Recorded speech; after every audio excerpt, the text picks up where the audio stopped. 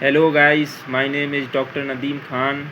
Today I will discuss about the exudative ascites and spontaneous bacterial ascites. In previous lecture I already discussed about the pathophysiology of the transudative ascites, and in this video I will discuss all about the ascites, exudative ascites and spontaneous bacterial ascites, its signs, symptoms, pathophysiology and diagnosis and treatment also, and how the patient uh, complaint, how the patient appearance with ascites, and how which sign present in the ascites. All things we will discuss in this video. We know the exudative ascites definition is same, but how we can differ the exudative ascites from the transudative ascites. The exudative ascites in this it differs from the transudative ascites because its causes and also serum albumin level. So in the exudative ascites, the serum albumin ascites gradients it is less than 1, and transudative ascites serum albumin ascitic gradient more than 1. So we start the exudative ascites. We know the definition of the exudative ascites. It is defined the extracellular fluid that come out from the blood vessels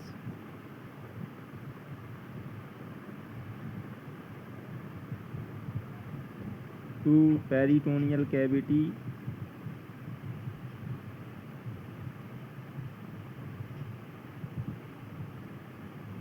that is called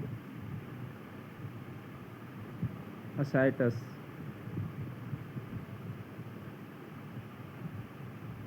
If अगर इसमें serum albumin की level कम हो जाए और ascitic fluid की albumin बढ़ जाए, तब हम इसको एक्यूडेटिव ascites बोल सकते हैं.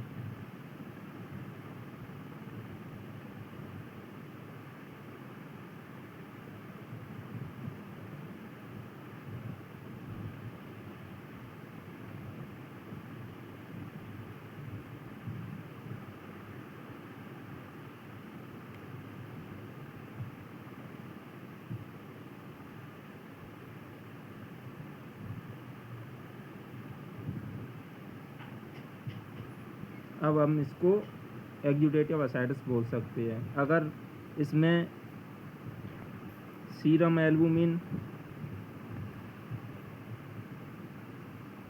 बड़ा होता और ascitic एल्बुमिन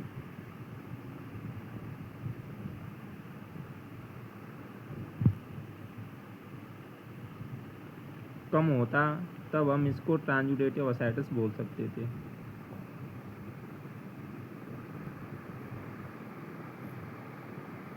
इसको एक्यूडेटिव बोलेंगे. ये डिफरेंस है एक्यूडेटिव एंड ट्रांजुडेटिव ascites में. एंड स्पॉन्टेनियस बैक्टीरियल ascites में क्या होता है? स्पॉन्टेनियस बैक्टीरियल ascites में सारी थिंग्स सेम होती हैं, बस अगर बॉडी में कहीं इन्फेक्शन प्रेजेंट है, जैसे अपेंडिक्स और पैनक्रियास में फॉर एग्जांपल यहाँ इन्फेक्शन ई कोलाई का प्रेजेंट है. अब ये ई कोलाई का infection through the blood vessels, blood के थ्रू या पेरिटोनियल में पहुंच जाएगा. पेशेंट पहले से पेरिटोनाइटिस का पेशेंट है, पर इसमें इन्फेक्शन नहीं है. अब पेशेंट को पहले से सेकेंडरी इन्फेक्शन या पहले इन्फेक्शन हुआ होगा, तो वो इन्फेक्शन ब्लड के थ्रू उस पेरिटोनियल फ्लूइड में इन्फेक्शन कर दे, तब हम इसको स्पॉन्टेनियस बैक्टीरियल पेरिटोनाइटिस बोलते हैं.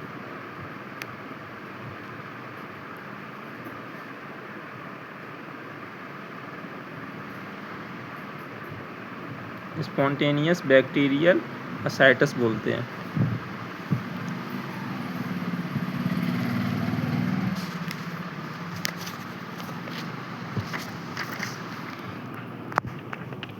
अब एग्यूडेटिव असाइटिस किन किन चीज़ों से होती है? बेसिकली ये पैथोलॉजिकल कंडीशन और मैलिग्नेंसी लाइक कैंसर वो प्रेजेंट होती है, उससे होता है। और इसका मोस्ट कॉमन कॉज जो नेफ्रोटिक सिंड्रोम है, जिसमें एल्बुमिन का लॉस होता है from the through the kidney, तो ऑल्सो उससे भी होता है।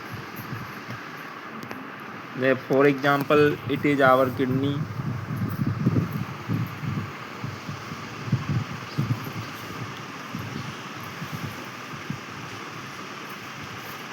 यहाँ पर एंडोथेलियम सेल होती हैं, अगर ये रप्चर हो जाती हैं तो इससे प्रोटीन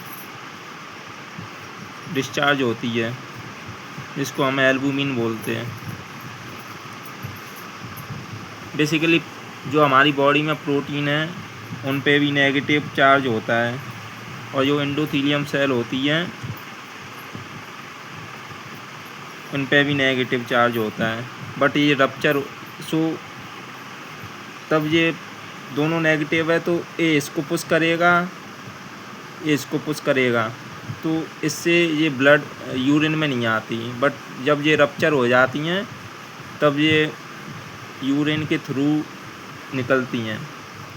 तब हमारे जो ब्लड वेसल्स होती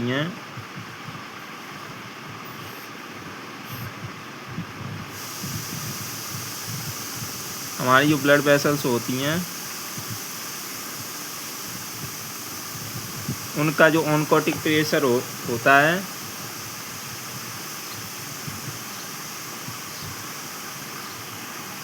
वो कम हो जाता है। तो ये प्रोटीन जो एल्बुमिन लॉस हुई है उसकी वजह से ऑनकोटिक प्रेशर कम हो जाता है, तो जो फ्लूइड है वो इस पेरिटोनियल स्पेस में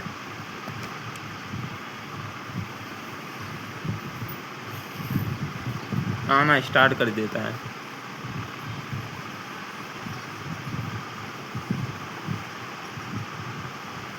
तो सीरम की एल्बुमिन कम हो जाती है इसमें, नेफ्रोटिक सिंड्रोम में। एक तो यूरिन के थ्रू बाहर निकल रहा है, और जो ऑनकोटिक प्रेशर जो कम हुआ है उसकी वजह से फ्लूइड यहाँ आ रहा है। Also some protein also come out with the water, so ascitic albumin increase हो जाती है। अब क्या होता है, सीरम एल्बुमिन असाइटिक ग्रेडियंट है वो इसमें लेस देन 1 हो जाएगा।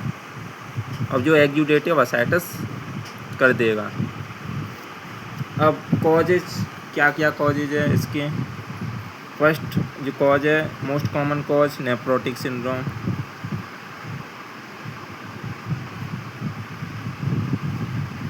एक तो नेफ्रोटिक सिंड्रोम,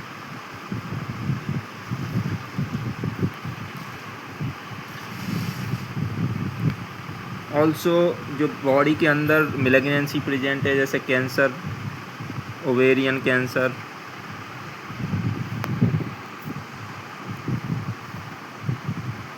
ऑल्सो पेरिटोनियल कार्सिनोमेटोसिस,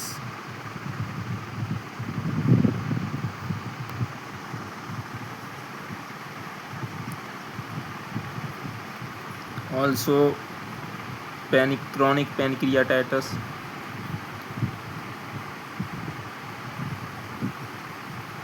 सबकी पैथोलॉजी 1 बाई 1 देखेंगे। जैसे नेफ्रोटिक सिंड्रोम की तो आपने देख ही ली है पैथोफिजियोलॉजी, क्या पैथोफिजियोलॉजी है। अब ओवेरियन कैंसर की पैथोफिजियोलॉजी देखेंगे कि ये कैसे एग्यूडेटिव पेरिटोनाइटिस करता है।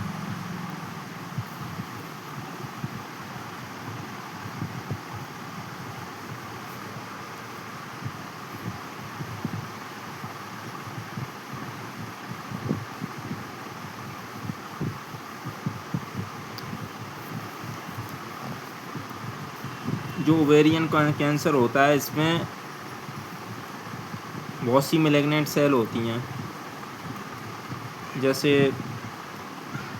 ये हमारा ओवरी है,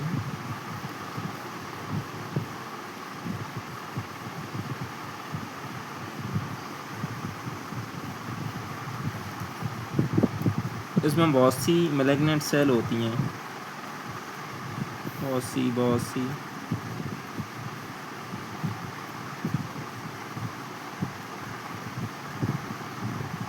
अब जो मैलिग्नेंट सेल होती हैं वो साइटोकाइन रिलीज करती हैं।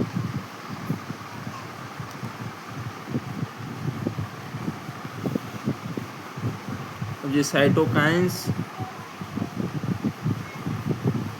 जो हमारी ब्लड वेसल्स होती हैं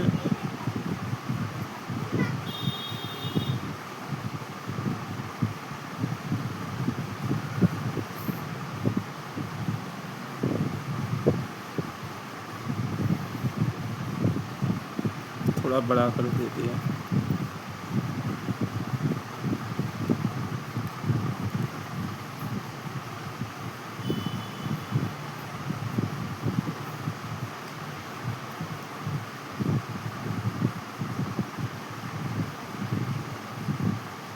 ये ब्लड वेसल्स की एंडोथेलियम सेल है। जो साइटोकाइंस होती हैं इनमें एक मोस्ट कॉमन साइटोकाइन होता है जिसे हम वास्कुलर एंडोथेलियम ग्रोथ फैक्टर बोलते हैं।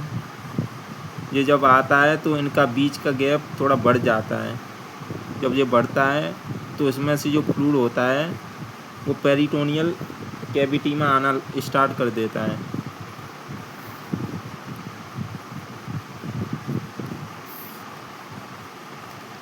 पेरिटोनियल कैविटी में आना स्टार्ट कर देता है।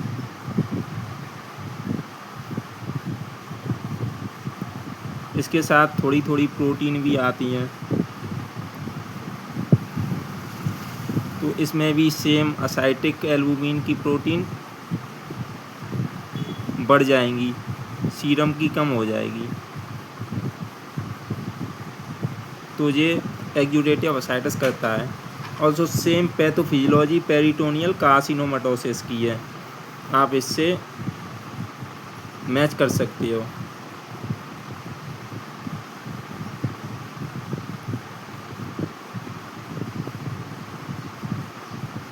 सेम है इसकी ओवेरियन कैंसर एंड पेरिटोनियल कार्सिनोमेटोसिस।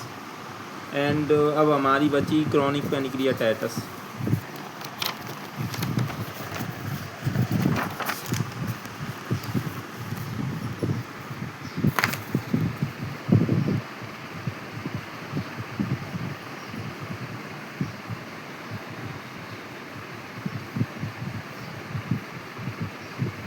अच्छा, जिसके पीछे आइटिस लग गया तो वहाँ इन्फ्लामेशन हो गई। अब क्रॉनिक पैनक्रियाटाइटिस अगर इन्फ्लामेशन मोर देन 3 मंथ है तब हम उसको क्रॉनिक पैनक्रियाटाइटिस बोल सकते हैं। अब जैसे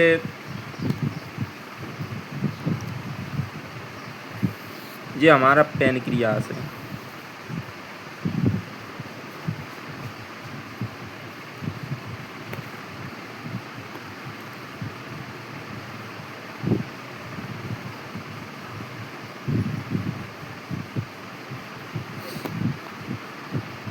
जो बेसिकली इसमें अनसीनेट प्रोसेस होती है। इसका हेड, इसके 4 पार्ट होते हैं।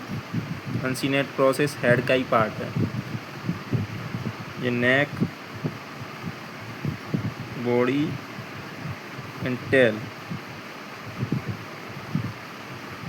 अगर हमारी बॉडी में कहीं इन्फेक्शन बैक्टीरिया बॉडी के अंदर इंटर करता है, जैसे वायरस या बैक्टीरिया, फॉर एग्जांपल एक एग्जांपल ले लेते हैं जैसे मम्स।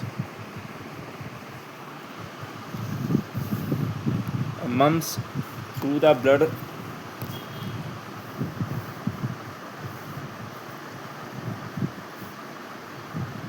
ब्लड आया और यहाँ सेटल हो गया पैनक्रियास में।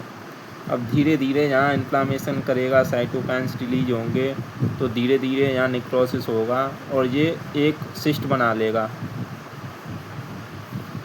Chronic pancreatitis. इसे पैनक्रियाटिक सूडोसिस्ट बोलते हैं।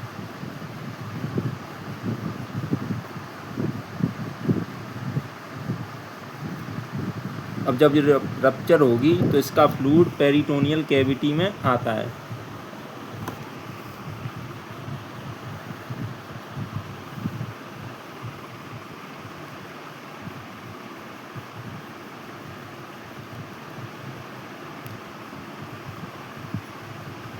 एक्यूडेटिव असाइटिस कर देता है।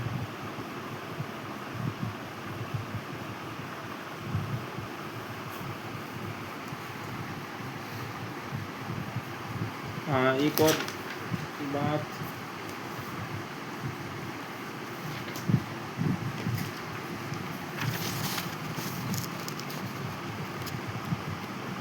जो स्पॉन्टेनियस बैक्टीरिया पेरिटोनाइटस है, इसमें serum albumin ascitic gradient more than 1 होगा।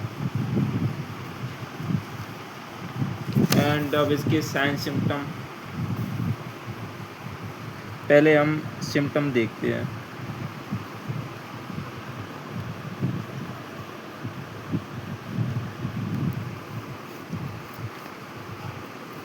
सिम्टम में सबसे पहले अगर पानी भरेगा पेट में तो पेन होगा, क्योंकि इन्फ्लामेशन प्रोसेस, अदर बहुत से कॉज है ना इसके असाइटिस के, तो पहले पेन होगा। और जो असाइटिक, जैसे ये हमारा डायफ्राम है, ये हमारी पेरिटोनियल कैविटी है, जैसे डायफ्राम, जैसे पेरिटोनियल कैविटी, और इसके अंदर पानी भरा हुआ है, तो ये डायफ्राम को ऊपर की तरफ पुश करेगा। जब ये इसको पुश करेगा तो जो हमारे लंग्स है,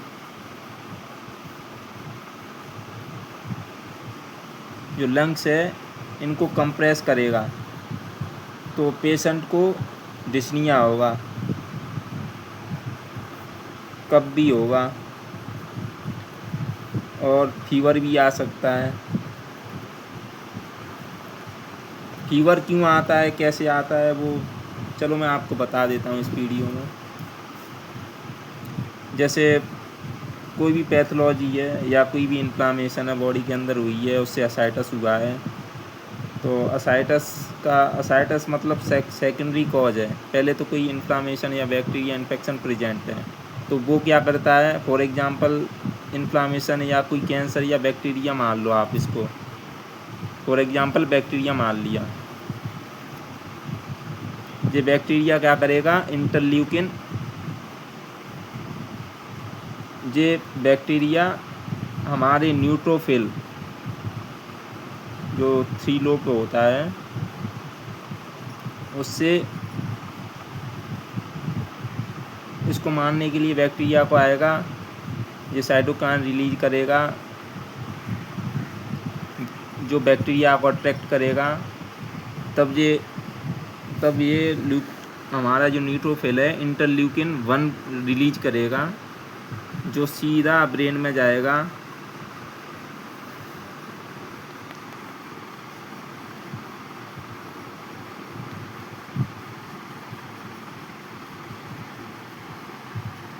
ब्रेन में जाएगा हाइपोथैलेमस। अब जो हाइपोथैलेमस में जाएगा, अब इसको सिग्नल देगा, अब ये इसका टेम्परेचर बढ़ा देगा, तो सिग्नल देगा तो हाइपोथैलेमस बॉडी का टेम्परेचर बढ़ा देगा, जिसको हम फीवर जानते हैं।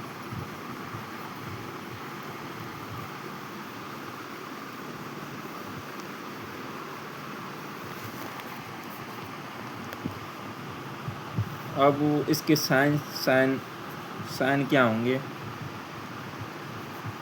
सब हम जानते हैं कि जब पेरिटोनियल कैविटी में जब पानी भरेगा तो इनलार्ज एब्डोमिनल हो जाएगा।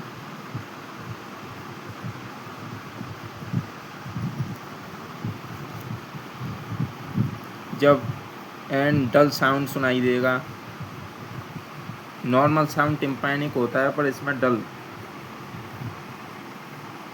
जब हम पेशेंट को बोलेंगे कि वन साइड पर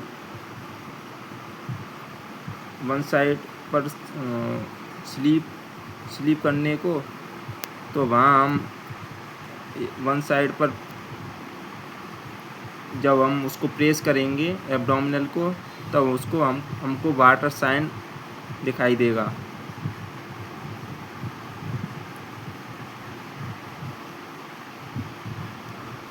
एब्डोमिनल में टेंडरनेस होगी क्योंकि लार्ज एब्डोमिनल होगा वाटर की वजह से, तो वो थोड़ा जब हम उसको प्रेस करेंगे तो हमको रिजिडिटी या थोड़ा फोर्स लगाना पड़ेगा, टेंडरनेस दिखाई देगी।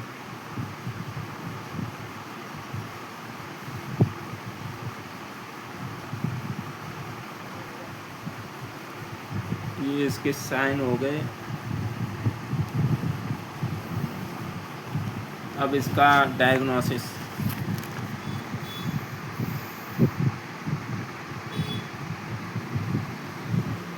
डायग्नोसिस में मोस्टली हम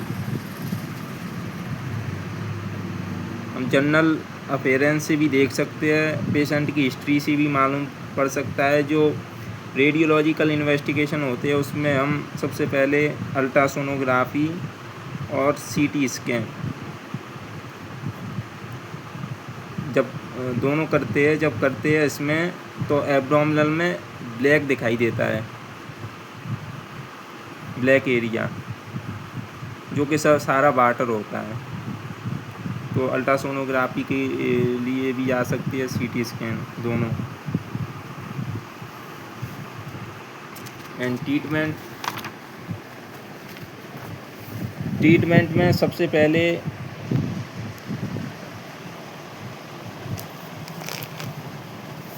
पैरासिंथेसिस करेंगे, अपन पानी को बाहर निकालेंगे।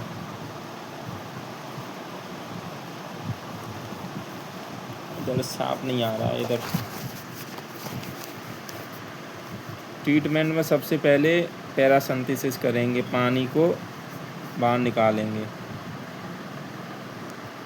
पैरासिंथेसिस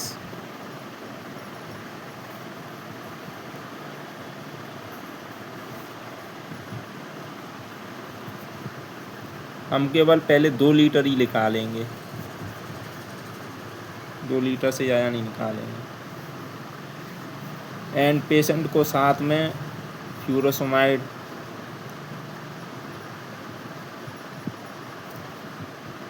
प्लस स्पाइरेनोलैक्टोन देंगे, जो कि डायूरेटिक है और वाटर को बॉडी से बाहर निकालते हैं। मैं अगली वीडियो में बता दूंगा काम कैसे करते हैं। अगर अभी बताऊंगा तो वीडियो लॉन्ग हो जाएगी। अगर फिर भी पेशेंट ठीक नहीं हो रहा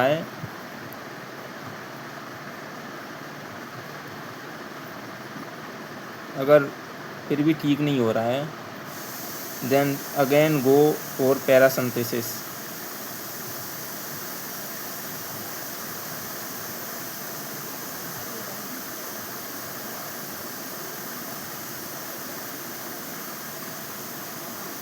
अगर पैरासिंथेसिस कर लिया हमने, 5 लीटर वाटर निकाल दिया, फिर भी पेशेंट को रिफ्रैक्टरी असाइटस है, then we go for transjugular intrahepatic portal systemic shunt.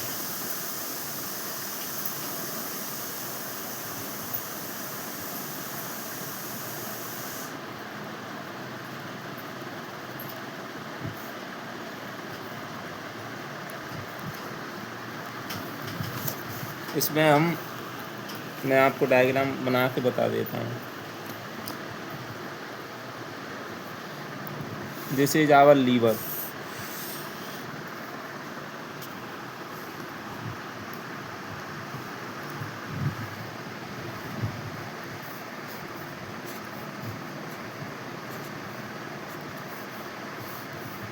This is our portal vein. This is a hepatic vein.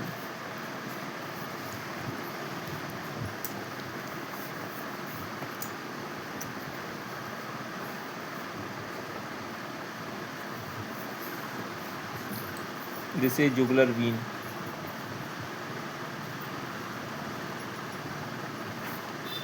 Hepatic vein, portal vein. This is our liver. अब ट्रांसजुगुलर intrahepatic portosystemic shunt में हम wire डालेंगे यहाँ से। यहाँ से wire डालेंगे और हम इसको जो हेपेटिक वीन है और पोर्टल वीन है इसको कनेक्ट करेंगे। जब ये दोनों कनेक्ट हो जाएंगी तो जो लीवर में जो प्रेशर है जिसकी वजह से साइटस हो रहा है और जो पोर्टल हाइपरटेंशन है जिसकी वजह से साइटस हो रहा है वो कम हो जाएगा। तो फिर पेशेंट को जो जो बार बार असाइटस हो रहा है वो नहीं होगा। इसको जब करते हैं जब पेशेंट को रिफ्रैक्टरी असाइटस होता है और जब more than 5 litre water abdominal cavity से निकाल दिया है फिर भी पेशेंट को असाइटस है, then go for transjugular intrahepatic portosystemic shunt.